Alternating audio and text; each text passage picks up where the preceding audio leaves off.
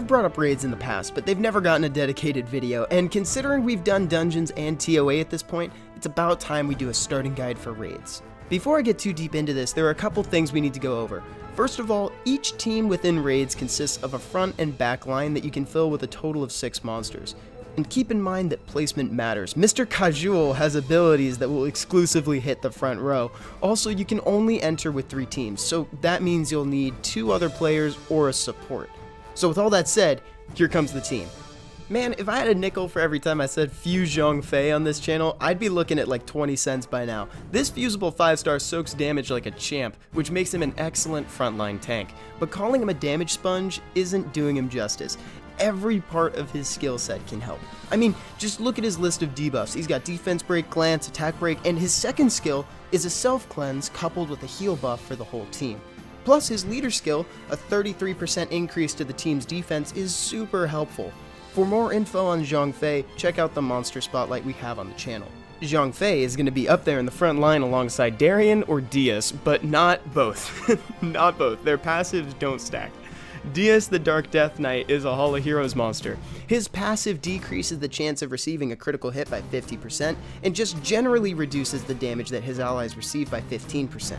He also has a resistance leader skill, which is suspiciously good in raids. And Darien is a 3-star light monster. His passive reduces damage that other allies receive by 20%. Personally, I use Diaz on my team. I love the critical hit reduction, the resist lead, and the heal block on skill 1.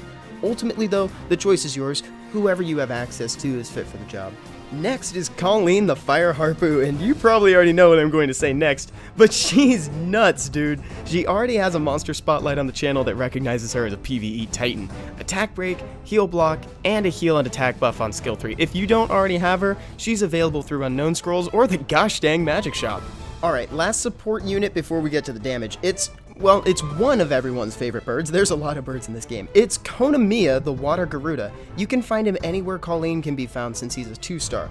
Kona's a reliable source of AoE cleanse, and his second skill has a couple bonuses. Can give your DPS an additional turn, and it grants a single target attack buff.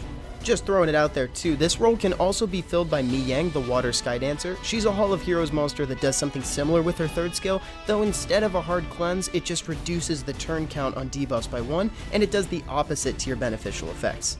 Okay, let's talk damage options. So far we've got 4 slots taken, so we have 2 left for our DPS. This is where you can start utilizing some units you may have picked up along the way, like Hua and Xiaolin are both great options since they have slow and attack bar reduction. There's also Lu Mei, the light Kung Fu girl. She's a Hall of Heroes monster that already has a monster spotlight on the channel. Another farmable option is the Fire Lightning Emperor too. Both he and the Kung Fu girls are awesome because their usually random AoE attacks only have 1 target. Also, if you have any recommendations for folks who may be new to raids, leave them in a comment. Plus, if you want to find people to raid with, we have a dedicated channel for it in our Discord, which you can find a link to in the description. Alright everyone, thank you so much for watching and have a great day. Bye bye.